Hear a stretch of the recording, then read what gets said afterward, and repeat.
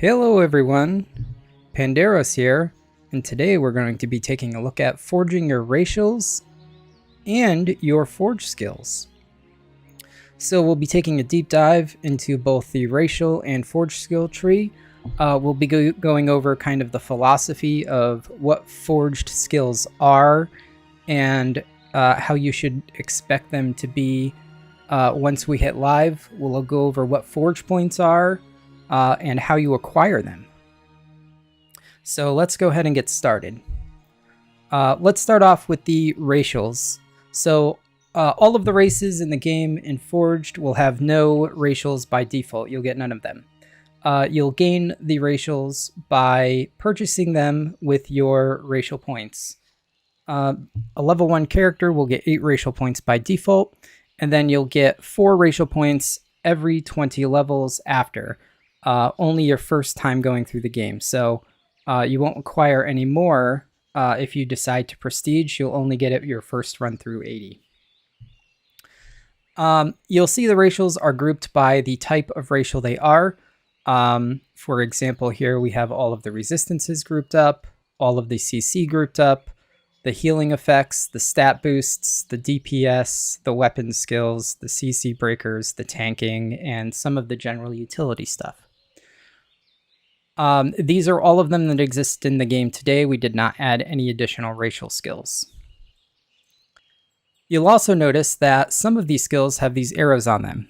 These arrows denote when a skill is exclusive with the other skills attached to them in the tree, meaning that you can only take one of the options in this tree. So if I were to take Expansive Mind, it would prevent me from taking the Human Spirit or Endurance. So I have 8 forge points available. If I took this, it would take 5 of my racial points because it has a rank cost of 5, and I'd be left with 3. A lot of the other ranks also have a rank cost of 5, especially for the more powerful things, such as the stats, any damaging abilities, CC breakers, CCs, and healing all cost 5, and a lot of the other minor ones like resistances cost 1. The generic ones vary, like diplomacy is very good, so it costs 4. Some of them cost 1, some of them cost 2. So the other ones vary in cost based on how powerful the effect is. So if I were to take, say, Berserking, all of the other ones in this tree would turn gray, and probably a lot of these other ones because I only have 8 racial points available. But for now, let's go ahead and I'm just going to go ahead and make myself level 80 so we can assume I went through the whole process. And you'll see that I gained a whole bunch of points here. So I gained some prestige points for prestiging to 80. I've gained talent points for my class.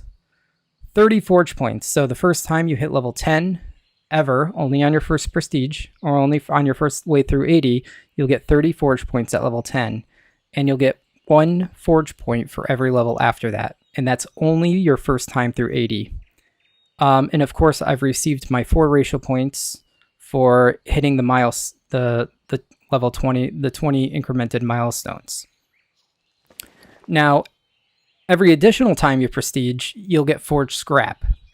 In forged scrap, you're able to trade in 10 forged scrap for 1 forge point.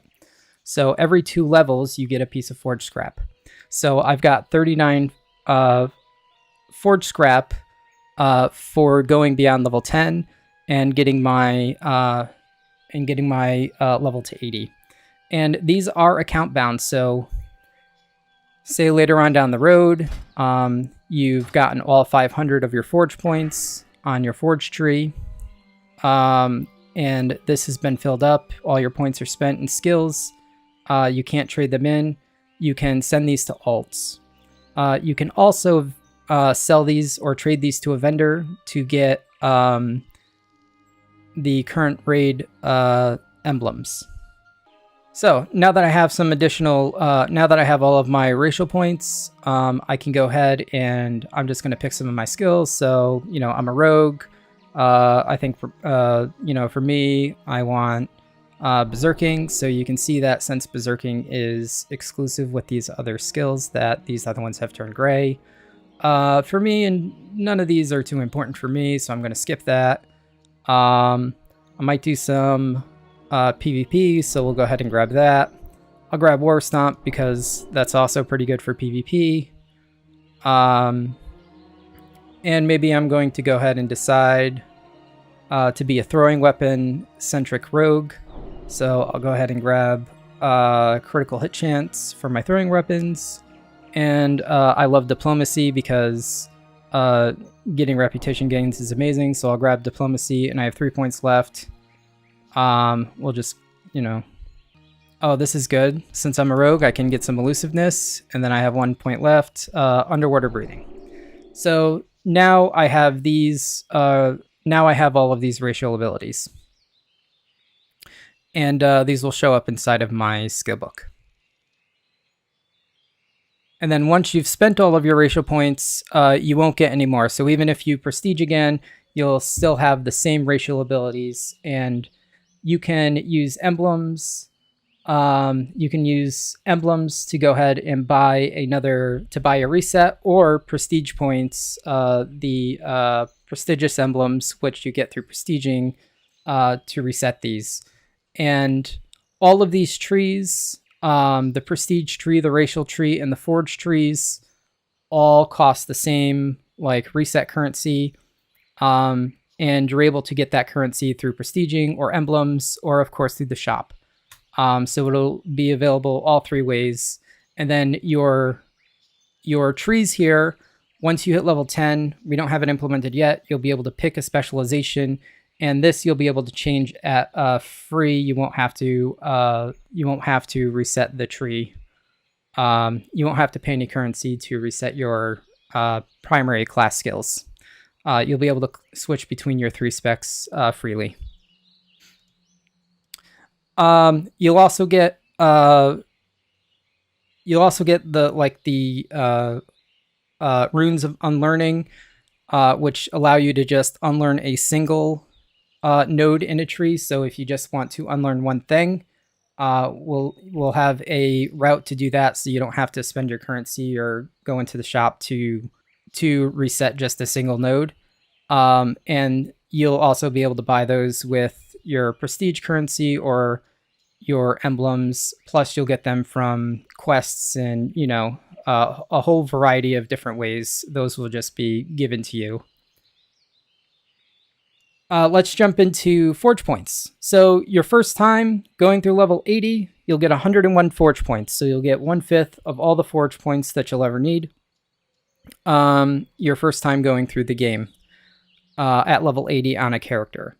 Like I said before, you'll get 2 forge scrap every level for prestiges after that. You also can acquire forge scrap through participating in battlegrounds, doing dungeons, doing quests, killing raid bosses, earning achievements, doing forged difficulty dungeons, doing forged difficulty raids will all reward different various amounts of forge scrap. So no matter what style of gameplay that you have in Forged, you'll always be able to acquire the forge points to increase the power of your skills. So let's go ahead and look at our first alpha skill that we have. We have Sinister Strike Tree. So the first thing that you'll notice in the Sinister Strike Tree is that we have several options available to us as to which way we want to forge this skill. Now with forge skills, you'll have some that will be free pick that will just apply to any forge skill in the tree, such as Subtle Sinister Strike, which reduces the threat, and Critical Strike, which just increases the crit chance of any of these abilities. And then you'll have some of these exclusive ones. These exclusive ones, meaning you can only take one of these. Remember, the arrows mean you can only choose one. They change Sinister Strike. So upon learning one of these, you will unlearn Sinister Strike, and you will learn, in this case, Sinister Slam, which drastically changes the gameplay of Sinister Strike. Sinister Slam is a hard-hitting ability, costs more energy, awards more combo points, does more damage, and the idea behind Forge abilities is the first node inside of the Forge skill drastically changes the ability.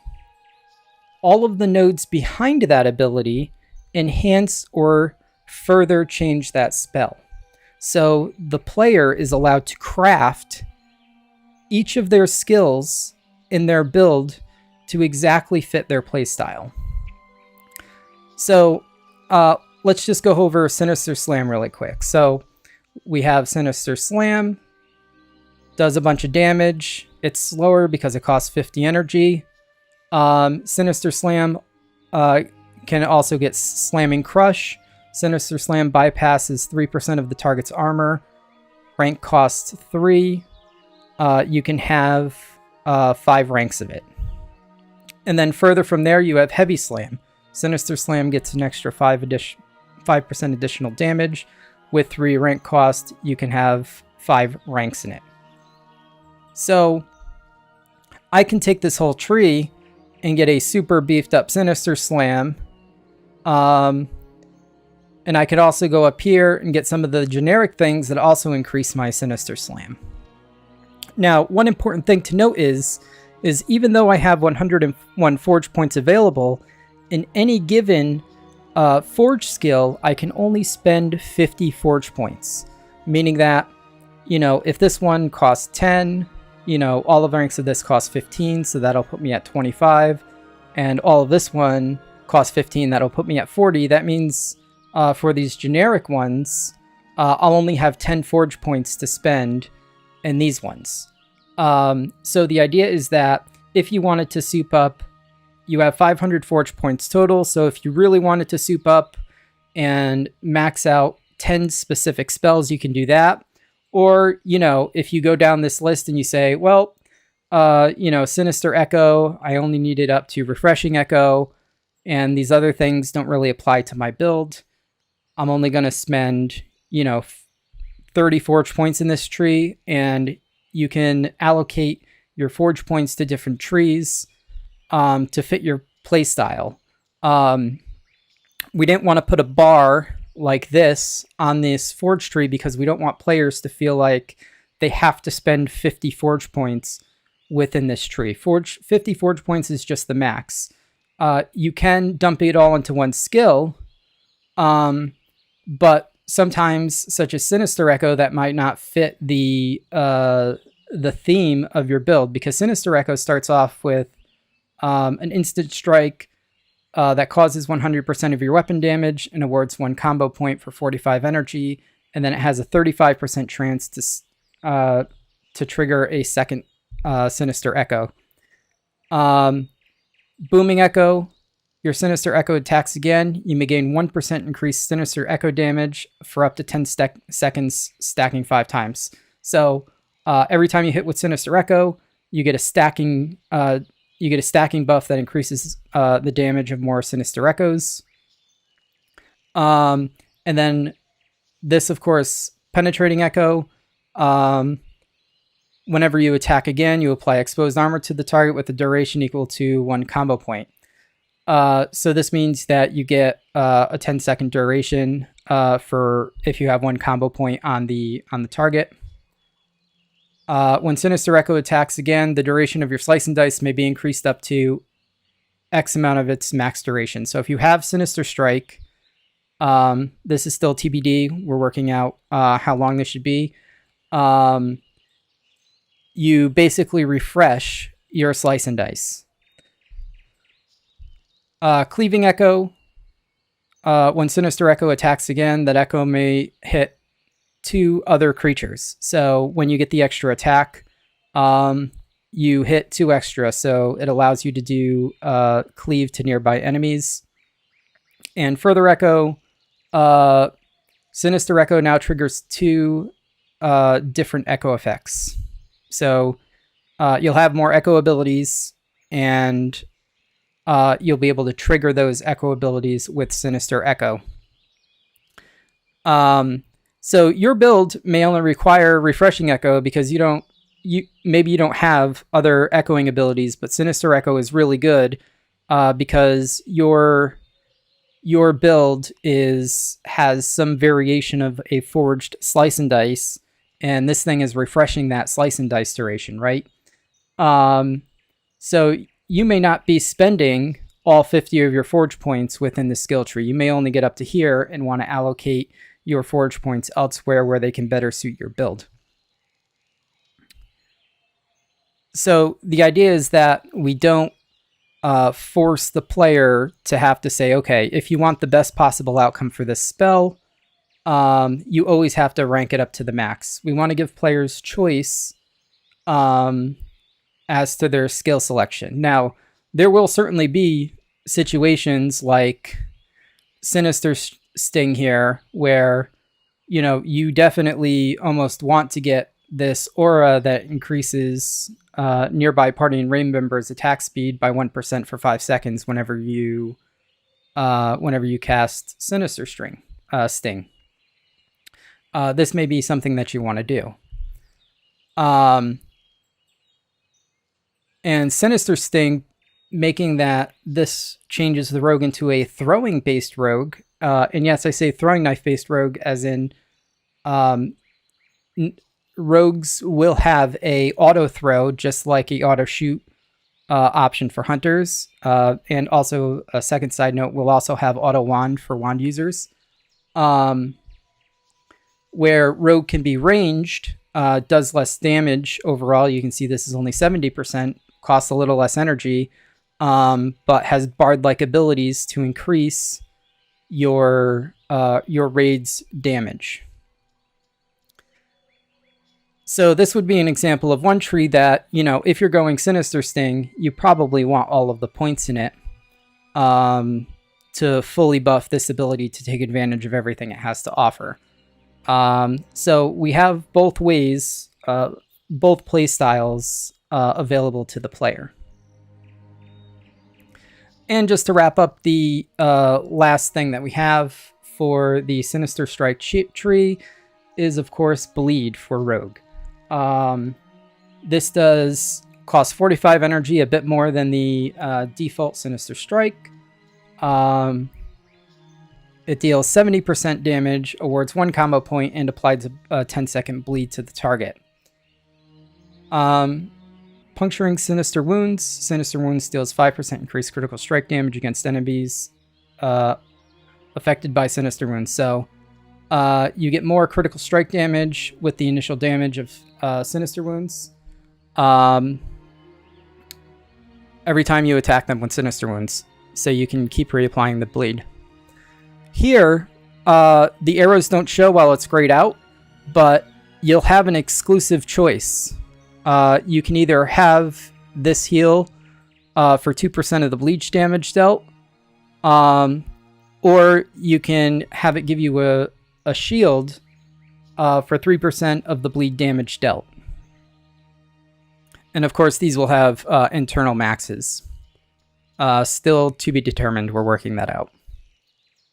And then Sinister Wound bleed damage now applies to all nearby enemies. So if you're in a raid or in a dungeon and you're gathering a whole bunch of things up, you can take this talent point and you can have some kind of AoE where you can apply your Sinister bleed damage to everything around you. So yeah, I hope you guys have enjoyed the first look into the first Forge tree that we have done and in the game. Like I said, we're still balancing these things. We're still working them out. I hope you guys have better insight to how Forge trees will look, feel, and act, and how they will change the gameplay, the core gameplay of whatever class and spec that you're playing, all while still being the feel of that class or spec. So we still want to stay within the archetype of I'm a rogue, I do rogue stuff, or I'm a hunter, I do hunter stuff, warrior, etc. We want to stay within that archetype.